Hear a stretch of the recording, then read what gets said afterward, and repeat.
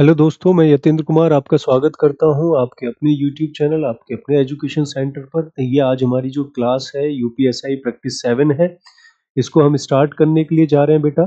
और आज जो हम स्टार्ट करने जा रहे हैं उसमें रेशियो है। उसमें क्या है? रेशियो है बेटा। आज जो हम स्टार्ट करने जा रहे हैं उसके अंदर में रेशियो है। पिछली जो हमने क्लास ली थी उसके अंदर में हमारे पास क्या था? एचसीएफ एलसीएम था। अब जो है हमारे पास वो रेशियो है। ठीक है, तो स्टार्ट करते हैं आगे और देखते हैं। बने रहिएगा बेटा। बेटा मेन चीज पता है क्या है? एग्जाम है, एग्जाम को टारगेट करिए। अभी जो पीछे पीवाईक्यू है उनको करिए, ज्यादा से ज्यादा मॉक लगाइए, ज्यादा से ज्यादा टेस्ट दीजिए, हमारे साथ बने रहिए। और कॉन्सेप्ट्स को देखिए हम कैसे कॉन्सेप्ट्स फॉलो कर रहे हैं। बेटा यही समय है चीजों को करने का। ठीक है, यही समय है चीजों को करने का बेटा। तो अब लग जाइए, दिन रात मेहनत करिए। इससे अच्छी जॉब नहीं है फिलहाल, क्योंकि इससे अच्छी अपॉर्चुनिटी बाहर दोबारा में कम मिले पता नहीं चल पाता है। तो जो भी अपॉर्चुनिटी मिल रही है उसको लास्ट अपॉर्चुनिटी मान के आपको मेहनत करना है।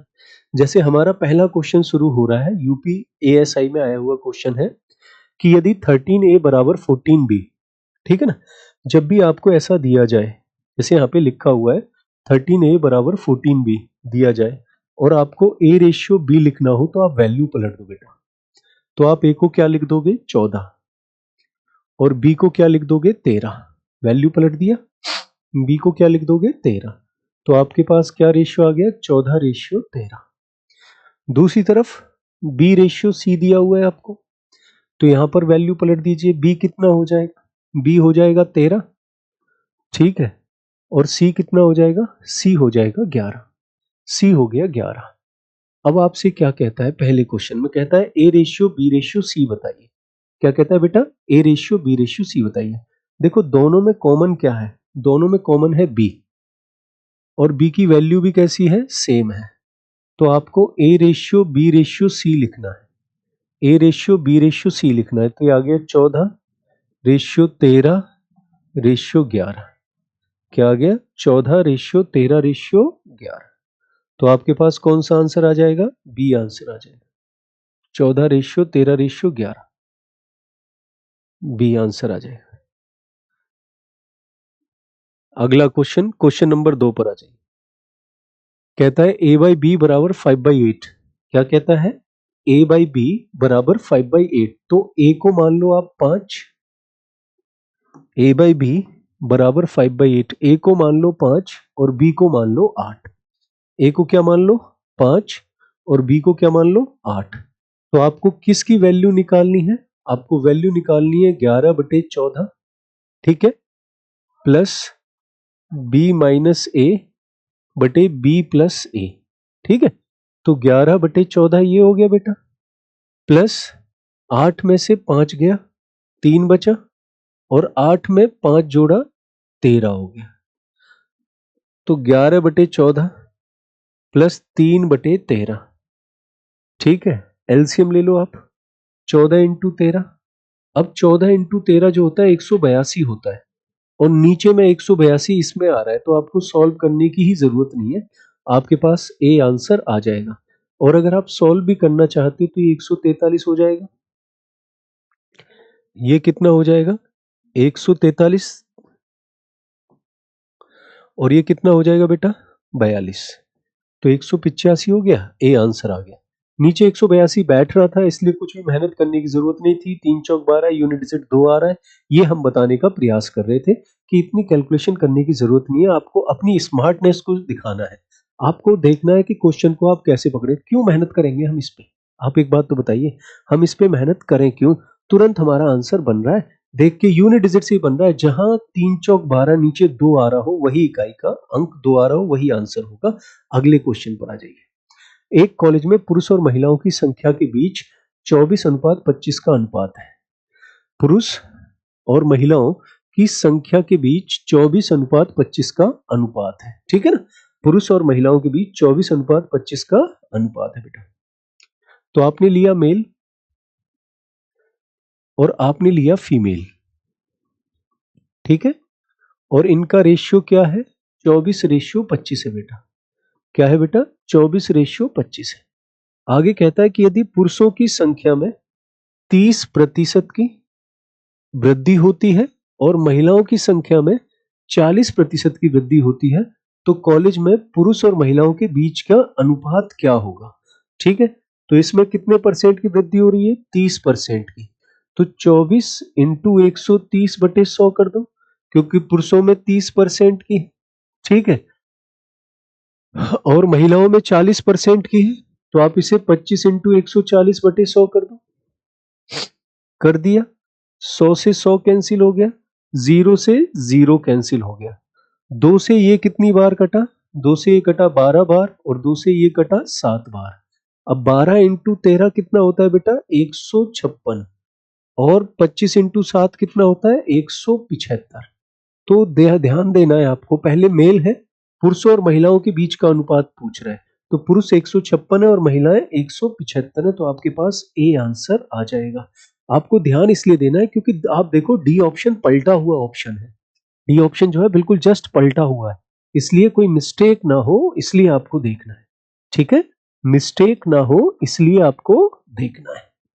क्लियर है? चलिए बढ़े आगे अगले क्वेश्चन की तरफ। अगला क्वेश्चन देखते हैं। यदि ए और बी का अनुपात 5:7 है, ए और बी का अनुपात कितना है? 5:7, तो आप यहां से ए को कितना लोगे बेटा? ए को आप क्या ले लोगे? ए को ले लोगे 5 और बी को ले लोगे 7। अगर आपको इसका आंसर निकालना है तो 5 पंजे 25 तो ये हो गया, प्लस 7 बी हो गया, नीचे 5 रखो यहां, 2 इंटू 5 कितना हो जाएगा? 10, और ये 3 इंटू 7 कितना हो जाएगा? 21 ये हो जाएगा। ये 5 इंटू 5 है इसलिए हम अलग से नहीं कर रहे। 25 और 7 कितना होता है? 32। 25 और 7 कितना होता है? 32। और ये है 21, 21 और 10 कितना होता है? 31। तो आप देखो 32/31 कहाँ आ रहा है? आप बोलोगे सर सी में आ रहा है, तो सी आंसर हो जाएगा बेटा। क्या आंसर हो जाएगा? सी आंसर हो जाएगा। अगले क्वेश्चन की तरफ बढ़ते हैं, क्वेश्चन नंबर 5 की तरफ। अगले क्वेश्चन की तरफ बढ़ते हैं, क्वेश्चन नंबर 5 की तरफ बेटा। क्वेश्चन नंबर 5 क्या कहता है? एक परीक्षा में मोहन और सोहन का स्कोर 5:4 के अनुपात में है, कुल स्कोर 135 है। बेटा मोहन को हम एम से रिप्रेजेंट कर देते हैं, मोहन को हम एम से रिप्रेजेंट कर देते हैं, मोहन को एम से और सोहन को एस से, और इनका रेशियो क्या है? 5:4 है, और इनका रेशियो क्या है? 5:4 है, तो टोटल पॉइंट कितने हो गए? 9। 9 पॉइंट की वैल्यू कितनी है? 135। एक पॉइंट की वैल्यू कितनी है? 15। एक पॉइंट की वैल्यू कितनी है? 15। तो मोहन का स्कोर बताइए, तो 5 इंटू 15 करिए, कितना आ गया? 75। तो आपके पास क्या आंसर आ जाएगा? एम आंसर, मोहन 75 आंसर आ जाएगा बेटा।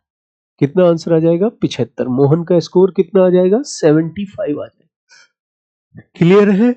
मोहन का स्कोर 75। कौन सा आंसर आ गया आपके पास? ए। अगले क्वेश्चन की तरफ बढ़ते हैं बेटा। अगला क्वेश्चन क्या है?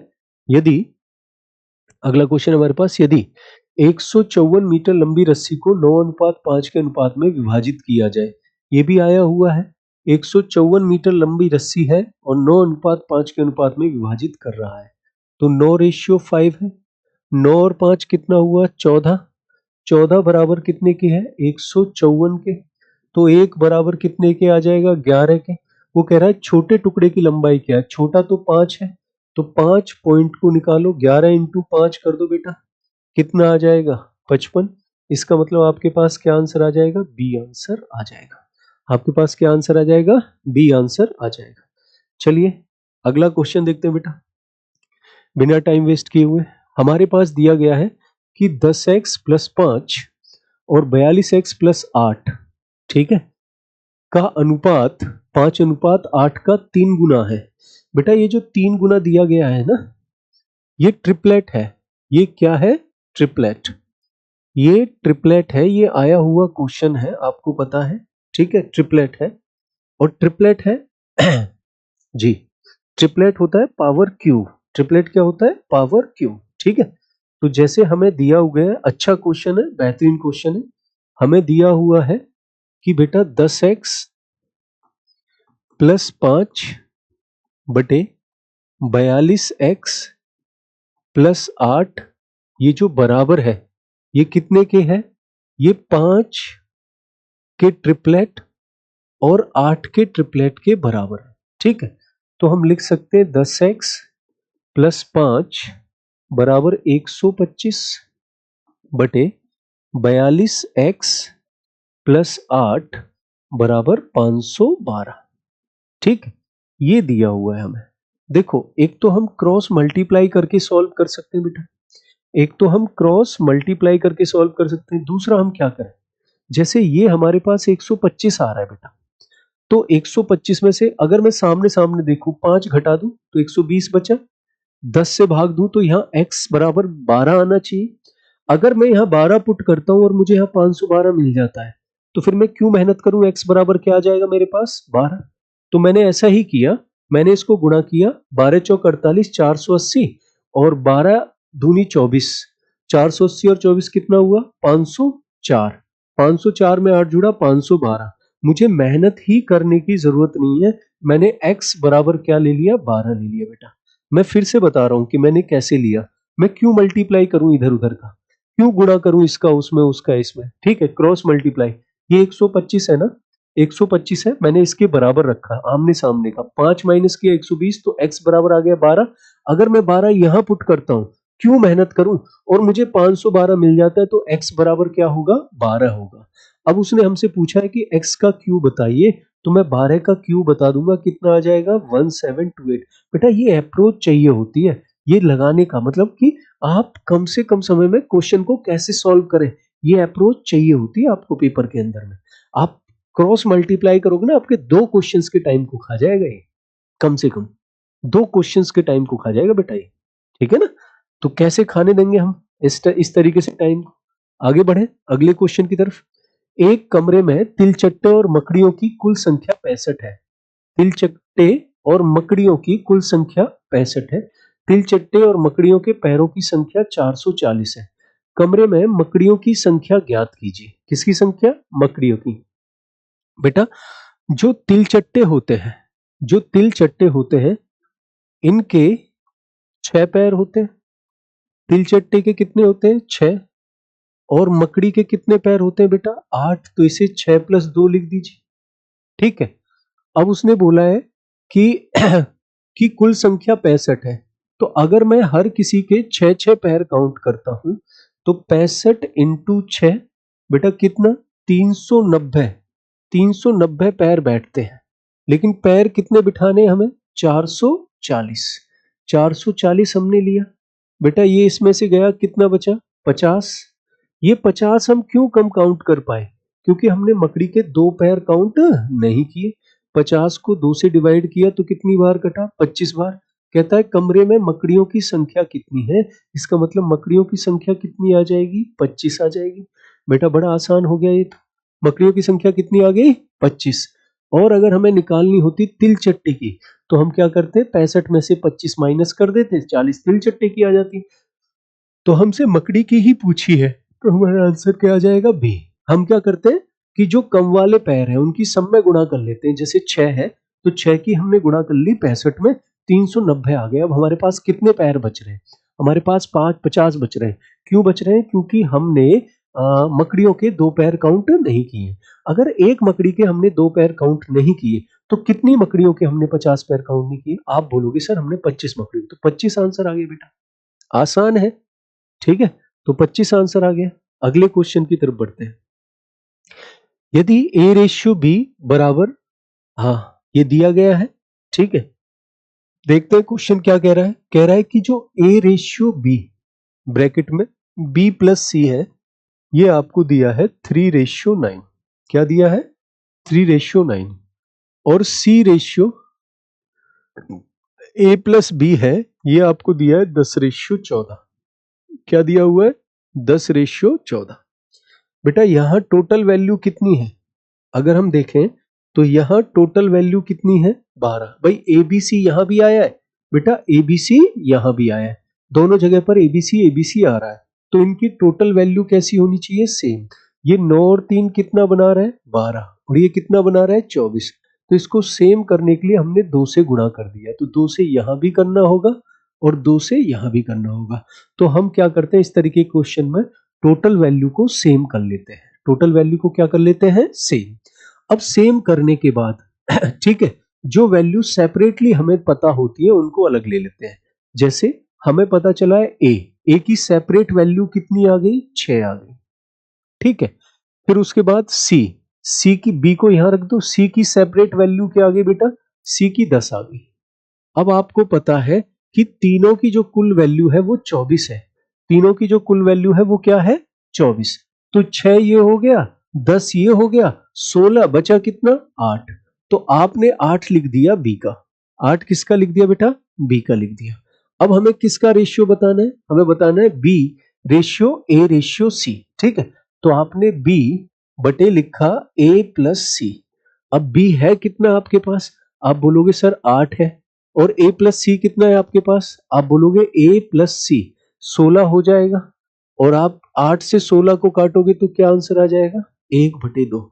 तो आपके पास कौन सा आंसर हो जाएगा बेटा, सी आंसर हो जाएगा, और 1/2 आपका आंसर आ जाएगा। ठीक है बेटा जी, ये वो सब क्वेश्चन है जो ऑलरेडी एग्जाम में आए हुए हैं। आप देख रहे हो 14 दिसंबर 2017 में ये क्वेश्चन आया हुआ है, और ऐसा माना जाता है कि 17 के जो क्वेश्चन है वो अच्छे क्वेश्चन है। वो ये कहता है दो अंकों की संख्या के अंक 2:5 के अनुपात में, ठीक है, और अंकों को परस्पर बदलने पर प्राप्त हुई संख्या, अगर आप परस्पर बदलते भी हो तो बेटा जो संख्या प्राप्त होगी उसका रेशियो क्या हो जाएगा, 5:2 हो जाएगा। आरंभिक संख्या से 27 अधिक है। बेटा कितनी अधिक है, आरंभिक संख्या से 27 अधिक है। नई संख्या ज्ञात कीजिए। तो आप सबसे पहले ये देखिए कि जो रेशियो है ना वो 5:2 हो जाना चाहिए। तो क्या ये 5:2 है, नहीं है। ये 5:2 है, नहीं है। ये 5:2 है, नहीं है। ये 5:2 है। तो यही आंसर होगा। और अगर आप देखते हैं, बेटा, और अगर आप देखते हैं तो पहले अगर ये अब ये 52 है तो पहले ये 25 रहा होगा, और ये इससे कितना ज्यादा रहा होगा, 27। क्लियर है, जस्टिफाई हो रहा है। तो हमारे पास क्या आंसर आ जाएगा, 52 आंसर आ जाएगा बिना सॉल्व करे। क्या आंसर आ जाएगा, 52 आंसर आ जाएगा बेटा जी, बिना सॉल्व करे। ठीक है, अगले क्वेश्चन की तरफ बढ़ते हैं। 3 संख्याएं 17:19:21 के अनुपात में है। बेटा किस रेशियो में है, 17:19:21 के अनुपात में है। तीसरी संख्या के 3 गुना और पहली एवं दूसरी संख्या के योगफल के बीच का अंतर 729 है। तो बेटा तीसरी संख्या का 3 गुना, 21 का 3 गुना कितना होगा, 63। ठीक है, पहली व दूसरी संख्या के योगफल 19 और 17 कितना हुआ, 36। 36 का जो अंतर है वो कितना आया, 27। तो ये जो 27 है ये बराबर है कितने के, 729 के। तो एक बराबर कितने के आ जाएगा, 27 के। अब क्या कहता है, तो पहली और तीसरी संख्या, तो पहली और तीसरी संख्या के बीच का अंतर बताएं। तो पहली संख्या क्या है, 17, तीसरी क्या है, 21, इनके बीच का अंतर क्या है, 4। तो 27 इंटू 4 कर दीजिए, 4 पॉइंट की वैल्यू कितनी आ जाएगी, 108 आ जाएगी। और 108 कौन सा आंसर है, बी। तो आपका कौन सा आंसर हो जाएगा बेटा, बी आंसर हो जाएगा।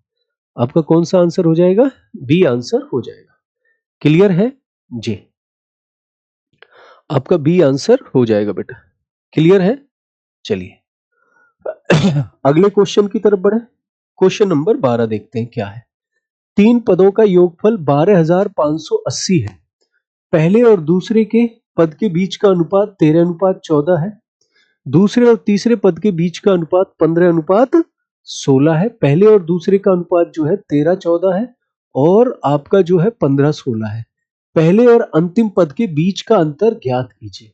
पहले और अंतिम पद के बीच का अंतर ज्ञात कीजिए। ठीक है, पहले और अंतिम पद के बीच का अंतर ज्ञात कीजिए। गुड, अब करना पड़ेगा बेटा ये।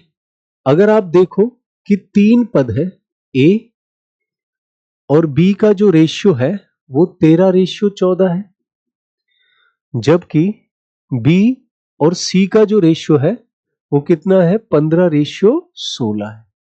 तो आप क्या करेंगे बेटा, आप क्या करेंगे, उल्टा एन मेथड लगा देंगे। ए बी सी का रेशियो निकाल लीजिए, कितना हुआ, 15×3 = 45 का 5 हासिल 4, 15 × 15 = 4, 19, 195, तो ये आ गया। 15 × 14 करिए, 14 पंजे 70 की 0 हासिल 7, और 14 × 14 और 7 21, 210 ये आ गया। और ये करिए 14 × 84 का 4 हासिल 8, और 14 × 14 और 8 22, 224 ये आ गया बेटा। अगर हम इन्हें जोड़ते हैं, ठीक है, तो ये कितने के बराबर आ रहा है, तो ये आ गया 200, 200, 400 और एक 500, तो ये हो गया, ठीक है। 500, 5 इसमें से दे दो, 600 हो गया, 629 हो गया बेटा। 629 हमारे हिसाब से, 629 हमारे हिसाब से, और ये बराबर कितने के हैं, 629, 629 हमारे हिसाब से, और ये बराबर कितने के हैं, 12,580 के। तो एक बराबर कितने के आ जाएगा, 20 के। अब हमसे पूछा है पहले और अंतिम पद के बीच का अंतर, इन दोनों के बीच का अंतर, तो बेटा 24 और 5 29 का ही अंतर है। तो आप क्या करोगे, 20 × 29 कितना आ जाएगा बेटा, 580 आंसर आ जाएगा। तो आपके पास डी आंसर आ जाएगा बेटा। क्या आंसर आ जाएगा, डी आंसर आ जाएगा। क्लियर है मेरे बच्चे, समझ में आ गया होगा किस तरीके से हम क्वेश्चंस को कर रहे हैं, ठीक है भाई। आपके पास ये क्वेश्चन भी यूपीएसआई 2021 में आया हुआ है, थोड़ा बहुत तो हमें कैलकुलेशन किसी ना किसी क्वेश्चन में करनी भी पड़ेगी, ऐसा नहीं है कि सब कुछ हमारे हिसाब से चलता रहे, ठीक है। क्वेश्चन नंबर 13 पर आ जाइए। एक्स वाई जेड, एक निश्चित राशि एक्स वाई और जेड, ठीक है बेटा, एक निश्चित राशि एक्स वाई जेड के बीच क्रम से 11:12:13 के अनुपात में वितरित किया जाना है। कोई राशि है जिसको एक्स वाई जेड के बीच में किस रेशियो में वितरित की जानी है बेटा, एक्स वाई और जेड किस रेशियो में वितरित की जानी है, 11, 12 और 13 के अनुपात में वितरित की जानी है। उस राशि को गलत तरीके से किस रेशियो में वितरित कर दिया, 6, 5 और 7 में वितरित कर दिया। y को 150 रुपए कम मिले, y को कितने कम मिले, 150 रुपए कम मिले। राशि कितनी है बेटा, आप यहां टोटल राशि गिनो कितनी है। अगर आप यहां टोटल गिनते हैं तो कितनी राशि बैठती है, देखना बेटा। अगर आप यहां टोटल गिनते हैं तो कितनी राशि बैठती है, 25 और 11 36, और यहां 7, 5, 12 और 6 18, 18। तो राशि को समान करो, क्योंकि सेम राशि बट रही है, तो इसे 2 से गुणा, इसे भी 2 से, और इसे भी 2 से। तो आप देखो पहले y को कितना मिल रहा है, 12, और अब कितना मिल रहा है, 10। तो अंतर कितने का है, 2 का। अब ये जो 2 है ये कितने के बराबर है, 150 के। तो एक बराबर कितने के आ जाएगा, 75 के। अब हमसे कह रहा है कि राशि कितनी है, तो राशि तो हमने 36 ली है ना दोनों जगह पर, तो 36 पॉइंट की वैल्यू हम निकाल लेंगे। हम करेंगे 75 × 36, और 75 × 36 करेंगे तो 6 पंजे 30 की 0 हासिल 3, और 3 पंजे 15, और 6 तिया 18, 18 15 कितना होता है, 33, और 3 ओके, ये 2700 आना चाहिए भाई। 36 है, 50 में गुणा करोगे 1800, 25 में गुणा करोगे 900, 2700 आना चाहिए। कितना आना चाहिए, 2700। 6 सत्ते 42 होता है, ठीक है, ठीक है। 2700 आंसर आ गया हमारे पास। तो हमारे पास क्या आंसर आ गया बेटा, 2700। कौन सा आंसर आ गया, बी, बी हमारा आंसर है 2700, ठीक है। 2700 हमारा आंसर आ गया है जी। कितने क्वेश्चन कर चुके हैं बेटा, हम क्वेश्चन कर चुके हैं 13।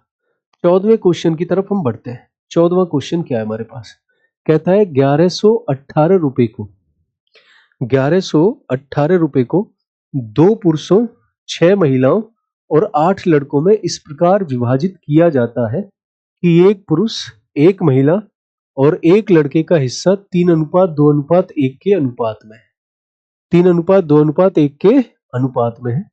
इसके अनुसार एक पुरुष को कितना धन प्राप्त होगा, इसके अनुसार एक पुरुष को कितना धन प्राप्त होगा, ये क्वेश्चन है हमारे पास। एक पुरुष को कितना धन प्राप्त होगा, ठीक है। तो आप देखो बेटा कि अगर यहां 2 पुरुष है और हर पुरुष के हिस्से में 3 आ रहा है, तो टोटल रुपए कितने हो गए, 6, 3 दूनी 6, टोटल 6 रुपए बटे। यहां 6 महिलाएं हैं और हर किसी के में 2 आ रहे हैं, तो आपने 2 से गुणा कर दिया, ठीक है, 6 दूनी 12, और यहाँ 8 लड़के, हर किसी के में 1 आ रहा है, तो 8 एकम 8, ठीक है बेटा। कुल रुपए हो गए आपके पास 20 और 6 26। अब 26 पॉइंट की जो वैल्यू है वो कितने के बराबर है? 118 के बराबर है। कितने के बराबर है? 118 के। तो एक पॉइंट की वैल्यू निकाल लो, एक पॉइंट की वैल्यू निकाल लो। तो 13 से इसे काटो, ठीक है, 13 से 2 बार 13 से इसे काटो, 13 अट्ठे 104, बचा 7, 13 छिंग 78, और 2 से काटा इसे 43 बार, ठीक है। तो एक पॉइंट की वैल्यू कितनी आ गई बेटा? 43 आ गई। एक पॉइंट की वैल्यू कितनी आ गई? 43। अब हमसे कहता है कि इसके अनुसार एक पुरुष को कितना धन प्राप्त होगा। अब यहां कितना है पुरुष के हिस्से में? 6। तो भैया 6 पॉइंट की वैल्यू कितनी आ जाएगी? 43 इंटू 6। तो ये पुरुष के हिस्से में आया, और पुरुष कितने हैं? 2। तो हर पुरुष को कितना मिलेगा? अगर आप हर पुरुष को देखोगे तो आप क्या करोगे? 43 इंटू 6, इसे कितने से डिवाइड कर दोगे? 2 से। 2 तिया 6, कितना आ गया? 129, 129। तो हमारे पास क्या आंसर आ जाएगा? बी आंसर आ जाएगा हमारे पास। क्या आंसर आ जाएगा? बी। क्लियर है? बढ़े अगले क्वेश्चन के लिए। अगले क्वेश्चन को देखें। अगला क्वेश्चन क्या है बेटा हमारे पास? Question number 15। A B C के बीच 671 राशि को इस ढंग से बांटा गया। किस ढंग से बांटा गया बेटा जी? इस ढंग से बांटा गया, ठीक है, कि यदि उनके हिस्से की राशि में 3 रुपए, 7 रुपए और 9 रुपए की वृद्धि कर दी जाए तो 1:2:3 के अनुपात में हो जाती है। ए के हिस्से की राशि क्या है बेटा? अगर इसके में कितना बढ़ाएं? 3।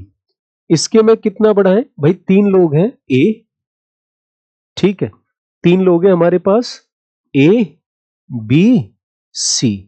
अगर इसके में ए के हिस्से में हम 3 बढ़ाएं, चलो यहां लिख देते हैं 3, यहां 7 बढ़ाएं और यहां बढ़ाएं 9, तो रेशियो जो है वो 1:2 रेशियो कितना हो जाता है? 3। तो भाई अगर ऐसा होगा तो वैल्यू भी तो बढ़ेगी ना। 9 और 7 16 और 3 19, 19 अगर 671 में जोड़ोगे, 19 अगर 671 में जोड़ोगे तो वैल्यू बढ़ के कितनी हो गई? 690। तो आप क्या बोलोगे कि 3 2 5 और 1 6, 6 पॉइंट की जो वैल्यू है ये 690 के बराबर आ जाएगी बेटा। 6 पॉइंट की जो वैल्यू है वो कितने के बराबर आ जाएगी? 690 के। तो एक पॉइंट की वैल्यू कितने के बराबर आ जाएगी? 115 की। तो कहता है ए के हिस्से की राशि ज्ञात करें बेटा। बेटा ये 115 ए के हिस्से की राशि है, ठीक है ना, ए के हिस्से की राशि है, लेकिन इसमें हमने 3 रुपए जोड़े थे, तो 3 घटा दीजिए, आपके पास कितना आ जाएगा? 112। अब आप देखो 112 कहां पर है? आप बोलोगे ए है, तो आपका आंसर क्या आ जाएगा? ए आ जाएगा। आपका आंसर क्या आ जाएगा बच्चे?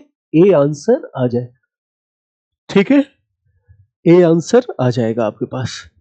चलिए, हमने कितने क्वेश्चन कर लिए बेटा जी? 15 क्वेश्चन हम कर चुके हैं, और ये रेशियो के आए हुए क्वेश्चन है बेटा। ये किसके क्वेश्चन है? रेशियो के आए हुए क्वेश्चन है, ठीक है, रेशियो के आए हुए क्वेश्चन है बेटा। यहां तक कोई दिक्कत? मुझे उम्मीद है कि यहां तक कोई दिक्कत नहीं है, ठीक है, यहां तक कोई दिक्कत बेटा? मुझे उम्मीद है कि यहां तक कोई दिक्कत नहीं है। यहां से आगे बढ़े जी। क्वेश्चन नंबर 16 देखते हैं कि यदि, क्वेश्चन नंबर 16 है, यदि 2 इंटू ए की पूंजी, 3 इंटू बी की पूंजी और 4 इंटू सी की पूंजी है, तो उनकी पूंजी का अनुपात ज्ञात कीजिए। उनकी पूंजी का अनुपात ज्ञात कीजिए। उनकी पूंजी का अनुपात ज्ञात कीजिए, ठीक है।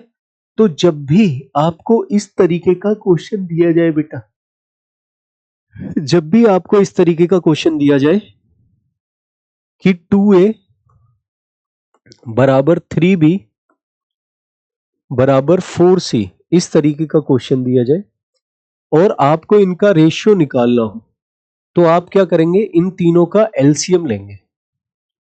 इन तीनों का क्या लेंगे? एलसीएम। इनका एलसीएम कितना आ जाएगा? 12। फिर 2 से इसे काटेंगे 6 बार, 3 से 4 बार और 4 से 3 बार। तो यहां से ए, बी और सी का जो रेशियो होगा वो आ जाएगा 6:4:3। कितना आ जाएगा? 6:4:3 आ जाएगा बेटा। 6:4:3 आ जाएगा। तो आपके पास डी आंसर आ जाएगा 6:4:3। ठीक है, क्या आंसर आ जाएगा बेटा जी? 6:4:3 आ जाएगा। ठीक है, चलिए, क्लियर है? तो क्वेश्चन नंबर किस पर बढ़े? क्वेश्चन नंबर 17 पर बढ़ते हैं बेटा।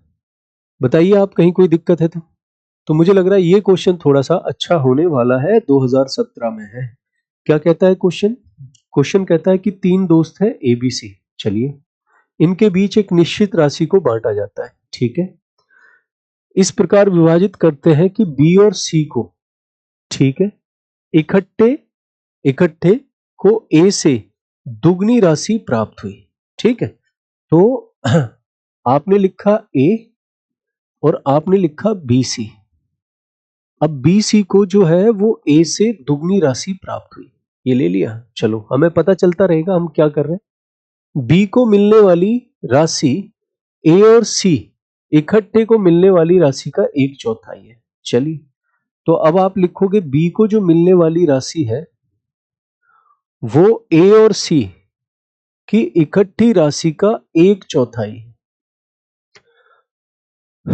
ठीक है, अगर सब अपने बीच 5,625 रुपए बांटते हैं तो बी के हिस्से में आने वाली रकम कितनी होगी? तो बेटा आप देखो, यहां एबीसी है, हम पहले भी एक क्वेश्चन ऐसा कर चुके हैं। ठीक है, तो आप क्या करेंगे, टोटल जो वैल्यू है, जब भी तीनों दिए जाए तो टोटल वैल्यू आपको कैसी करनी होती है? सेम। यहां टोटल वैल्यू कितनी है? 3 और यहां कितनी है? 5। तो सेम करने के लिए आप इसे कितने से गुणा करेंगे? 5 से। और इसे कितने से करेंगे? 3 से। तो आपने 5 से यहां किया और 5 से यहां, 3 से यहां किया और 3 से यहां। ठीक है, 3 से यहां किया और 3 से यहां। क्लियर है? तो आपके पास यहां से ए की वैल्यू कितनी मिली? आपने लिया ए, बी और सी लिया, तो यहां से ए की वैल्यू कितनी मिली? आप बोलोगे 5 मिली। ठीक है, और बी की वैल्यू कितनी मिली? आप बोलोगे 3 मिली। बी की वैल्यू कितनी मिली? 3। अब बेटा सबकी कितनी है? 12 है। तो सी की कितनी हो जाएगी आपके पास? 7 वैल्यू हो जाएगी। सी की वैल्यू कितनी हो जाएगी? 7। ठीक है, सी की वैल्यू 7 हो जाएगी। ये हो गई आपके पास 5, 3, 8 और 7, 15। ठीक है, और हमसे पूछा किसका है? ए का, तो मतलब 5 पॉइंट की वैल्यू हमसे पूछी है। अगर 15 बराबर हमारे पास 5, 6, 2, 5 है और हमें 5 पॉइंट निकालने हैं, तो इसका मतलब 3 से डिवाइड करना पड़ेगा। 3 से डिवाइड करो, 3 एकम 3 बचा 2, 3 अट्ठे 24 बचा 2, 3 सत्ते 21, 3 पंजे 15। तो हमारे पास 1875 आ रहा है 5 पॉइंट की वैल्यू।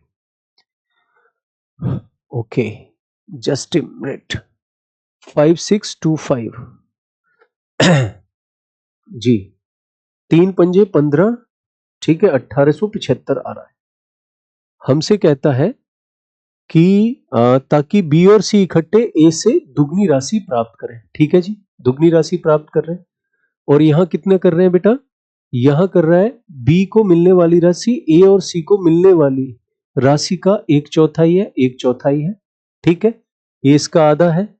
और ऊपर क्या था? ऊपर को दे बी और सी इकट्ठे को ए से दुगनी राशि प्राप्त होती है। ए से दुगनी राशि प्राप्त होती है 2 और 1 3, और ये कितना हो गया? 5। ठीक है, 5 और 3, तो ये हमारे पास सही है। 15 है, 15 है, तो 5 से गुणा, यहां 5 से ये आ गया। बी को 3 से किया, 3 से यहां और 3 से यहां, 5 3 8 और ये आ गया 7। ठीक है जी, इंग्लिश में देख लो। 3 एबीसी है, डिवाइड से सर्टेन, वो कहता है among themselves such that B and C together get twice the amount of A. Together get twice the amount of A. ठीक है, ठीक है, 2 और 1 3 होता है, ठीक है। And the amount received by B is 1/4 amount B received by B, than A and C together, ठीक है। 1/4 है, तो अगर हम 4 ले लें तो 1/4 इसका हो गया, ठीक है। तो हमारे पास बेटा कितना आया, हमारे पास आया बेटा 2 और 1 3, 3 पॉइंट ये आ गए और 4 और 1 आ गया 5। टोटल वैल्यू हमें सेम करनी है, तो इसे 5 से गुणा किया, इसे 3 से, 5 से इधर भी किया और 5 से हमने इधर भी किया और 5 से हमने इधर भी किया, ठीक है, ठीक है। 3 से इधर भी किया और 3 से इधर भी किया, तो ए हमारे पास कितना आ रहा है 5 और बी हमारे पास कितना आ रहा है 3, सी हमारे पास कितना आ रहा है 7। अगर हम देखें ए और सी है, 4 तिया 12 में से 5 गया 7 आया, ठीक है। और यहां भी हमारे पास कितना आ रहा है बेटा, ठीक है। अब चलो देखते हैं बेटा, ठीक है। तो हमारे पास 15 पॉइंट की जो वैल्यू है 7 3 10 और 5 15, ये दे रखी है 56 25 बेटा। तो एक पॉइंट की वैल्यू 15 थी 45, एक पॉइंट की वैल्यू 15 थी 45, कितना बचा एक, एक ना जाने की, अच्छा 15 625, 15 से कट ही नहीं रहा है, ओके 7 5 12। अगर अब सब अपने बीच 1525 रुपए बांटते हैं, 5625, तो ठीक है 5625, ठीक है। 6 5 11 2 13, 13 और 5 18, कटना चाहिए। 15 थी 45, कितना बचा 11, 15 सत्ते 105 और 15 पंजे 75। तो एक पॉइंट की वैल्यू कितनी आ गई 375 आ गई बेटा। तो 5 पॉइंट की वैल्यू कितनी आ जाएगी, तो 5 इंटू 375 आ जाएगा बेटा हमारे पास। तो ये आ गया 55 25 का 5 हासिल 2, 5 सत्ते 35 और 2 37 का 7 हासिल 3 और 5 तिया 15 3 18, 1875 हमारे पास आएगा। अच्छा, how much less will B get than A, okay. B के हिस्से में आने वाली राशि ए से कितनी कम है, ओके ठीक है। बी के हिस्से में आने वाली राशि, बी का हिस्सा ये है, ए की राशि से कितना कम है, तो 2 पॉइंट की वैल्यू आपको निकालनी है बेटा। बेटा कितने पॉइंट की वैल्यू निकालनी है, 2 पॉइंट की। तो 375 इंटू 2 कर दोगे, कितना आ जाएगा 750, कितना आ जाएगा 750, ठीक है। हमने ये नहीं देखा बी के हिस्से में आने वाली रकम ए से कितनी कम होगी, तो कितना आ जाएगा 750 आ जाएगा, कितना आ जाएगा 750 बेटा। चलो अगले क्वेश्चन की तरफ बढ़े। कहता है 3 मोबाइल फोन एक वॉकमैन की कीमत 80,000 रुपए है। कितने भाई, 3 मोबाइल फोन है आपके पास, 3 मोबाइल फोन है प्लस एक वॉकमैन है, और कितना है बेटा 80,000 है। आपके पास 5 मोबाइल फोन है और 2 वॉकमैन है, और कीमत कितनी दी हुई है 1.5 लाख दी हुई है। एक मोबाइल फोन की कीमत ज्ञात करें, ठीक है, एक मोबाइल फोन की कीमत ज्ञात करें। तो बेटा मोबाइल फोन निकालना है तो हम वॉकमैन को सेम कर लेते हैं, इसे 2 से गुणा, इसे 2 से गुणा और इसे भी 2 से गुणा कर देते हैं। अगर हमने वॉकमैन को सेम किया बेटा और सब्ट्रैक्ट किया, ठीक है, तो ये वॉकमैन से वॉकमैन कैंसिल हो जाएगा। 6 मोबाइल में से 5 मोबाइल गया तो एक मोबाइल बचेगा, और 1,60,000 में से 1,50,000 गया तो कितना बचेगा 10,000 बचेगा। तो आपके पास क्या आंसर आ जाएगा बेटा, मोबाइल की कीमत 10,000 रुपए आ जाएगी। और 10,000 रुपए इसमें कौन सा है, ए है। बेटा आप देख रहे हो ना, जीरोस का अंतर दिया हुआ है, जीरोस का अंतर दिया हुआ है। अगर आपने ध्यान नहीं दिया, अगर आपने ध्यान नहीं दिया, ठीक है ना, तो फिर क्वेश्चन गलत होने की संभावना रहेगी। अगर आपने ध्यान नहीं दिया तो क्वेश्चन गलत होने की संभावना रहेगी, ठीक है बेटा। चलो अगले क्वेश्चन की तरफ बढ़े। अगला क्वेश्चन है, मुकेश योगेश और सुरेश का वेतन 3:4:5 के अनुपात में है, ठीक है जी। किस रेशियो में बेटा, 3:4:5 के रेशियो में है। उनके वेतन में क्रमशः 10%, 25% और 20% की वृद्धि हुई थी। यदि उनके संशोधित वेतन की कुल राशि 28,600 है, तो मुकेश का मूल वेतन क्या था बेटा, ठीक है। हमने रेशियो में दिया हुआ है बेटा, तो हमने मूल वेतन को ना 100 से गुणा करके मान लिया कि 300 है, 400 है और 500 है। क्वेश्चन उठता है कि सर आपने 100 से गुणा करके ही क्यों माना, x क्यों नहीं माना? बेटा सीधा सीधा प्रतिशत दिया गया है 10%, 25%, 20%, हम बड़े आसानी से इसको बढ़ा सकते हैं, इसलिए हमें दिक्कत होने वाली नहीं है। तो पहले 10% बढ़ रहा है तो 10% इसका हो जाएगा 330 बढ़ने पर, फिर 25% चौथा हिस्सा इसका 100 होता है, जुड़ा तो ये हो गया 500 बेटा। ठीक है, पहले मुकेश है, फिर योगेश है और फिर सुरेश है। ठीक है, ये लिख इसलिए रहे जिससे मिस्टेक ना हो। और इसका 20%, तो इसका 20% भी 100 होगा, ये हो जाएगा 600। अब हमसे कह रहा है कि यदि उनके संशोधित वेतन की कुल राशि 28,600 है, तो संशोधित तो ये हो गया 6 5 11, 11 और 3 कितना हो गया 1400। 1430 पॉइंट की वैल्यू जो है ये दी हुई है 28,600 बेटा। तो एक पॉइंट की वैल्यू कितनी आ जाएगी, 20 आ जाएगी, क्योंकि ये इसका डबल है, ये इसका कैसा है, डबल है। तो एक पॉइंट की वैल्यू कैसी आ जाएगी, 20 आ जाएगी। अब हमें निकालना है क्या, हमें निकालना है मुकेश का वेतन। मुकेश के कितने पॉइंट है, 300। 300 पॉइंट की वैल्यू क्या आ जाएगी, 300 इंटू 20, और ये कितना हो गया 6000। ये कितना हो गया 6000। तो आपके पास 6000 आंसर आ जाएगा। आपके पास क्या आंसर आ जाएगा, 6000 आंसर आ जाएगा बेटा। क्लियर है, 6000 आंसर आ जाएगा। अच्छा क्वेश्चन है, कब पूछा गया है, 2017 में। 2017 में आप जानते हैं कि अच्छे क्वेश्चंस पूछे गए हैं। ठीक है, क्लियर है बच्चे, बड़े अगले क्वेश्चन की तरफ। क्वेश्चन नंबर हम देखते हैं कौन सा अब, 19वां। 19वां जी हो गया है, 20वें क्वेश्चन पर आ जाते हैं। दो व्यक्ति ए और बी की आय का अनुपात 2:3 है बेटा। किसका रेशियो दिया गया है, इनकम का, और उनका व्यय 4:7 के अनुपात में है। यदि प्रत्येक व्यक्ति 4000 रुपए बचाता है तो उनकी आय में क्या अंतर है, उनकी आय में क्या अंतर है। बेटा इसको हम कई तरीके से कर सकते हैं, 4-5 तरीके से। देखो, the incomes of two persons A and B are in the ratio 2:3 and their expenditures are in the ratio 4:7. If each person saves 4,000, what is difference in their incomes? तो उनकी आय में अंतर क्या होगा, what is difference between their incomes? उनकी आय में अंतर क्या होगा, ये क्वेश्चन है बेटा। उनकी आय में अंतर क्या होगा, ठीक है, ये क्वेश्चन है बेटा हमारे पास। चलो, तो जैसे कि मैं ये कह रहा था 2-3 तरीके से कर सकते हैं। तो पहले तो हम क्रॉस मल्टीप्लाई मेथड अपना लेते हैं।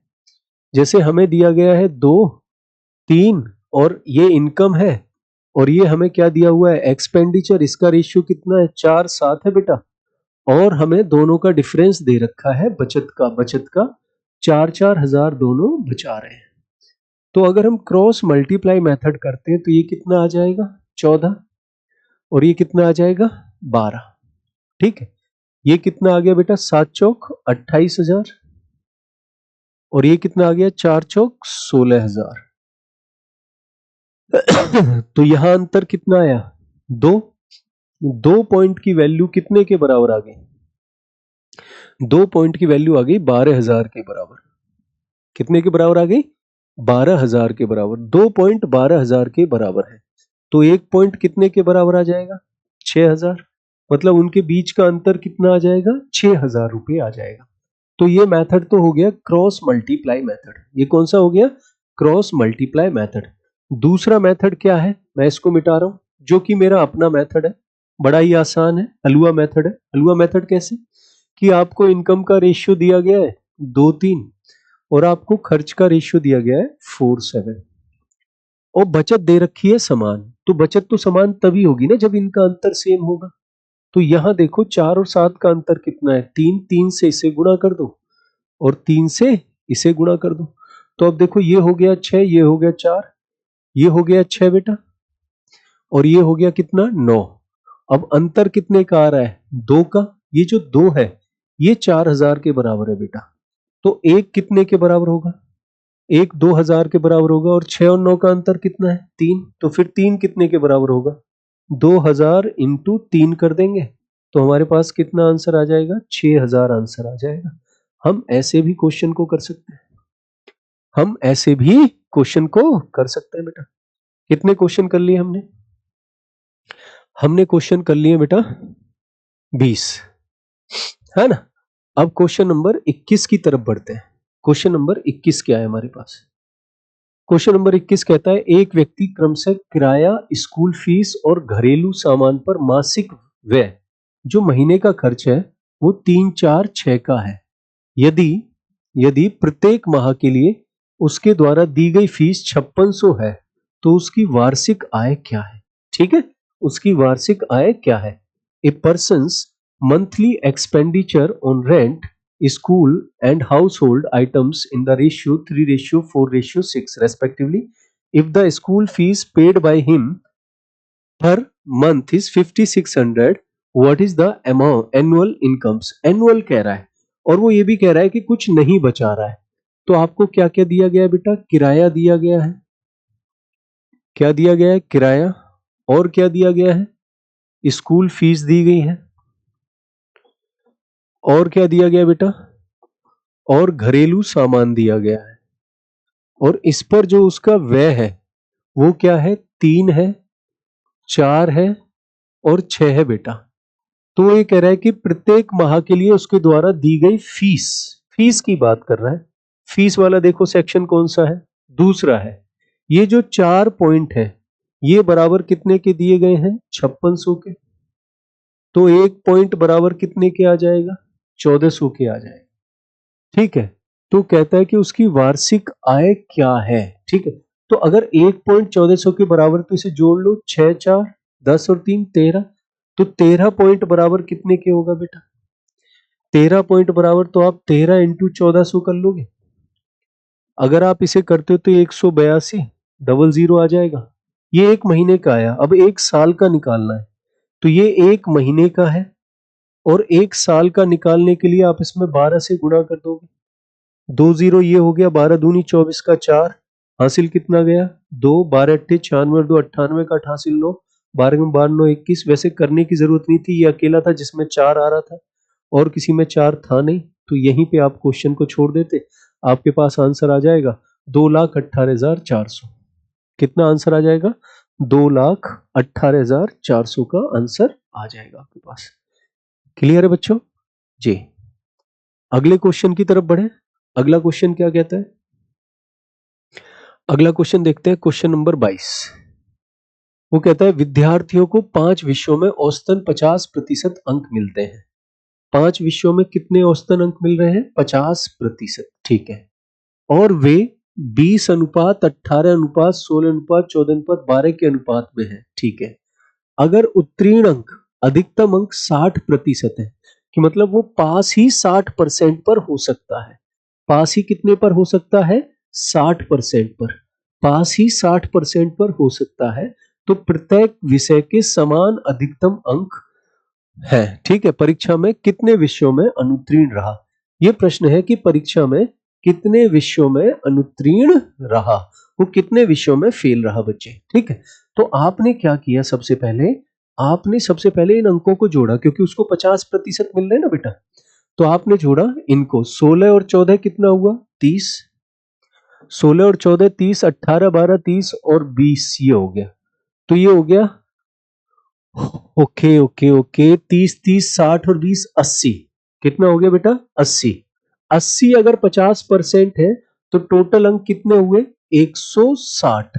बेटा अगर 80 50% है क्योंकि औसतन 50% ला रहा है तो 100% कितने हो गए? 160 हो गए।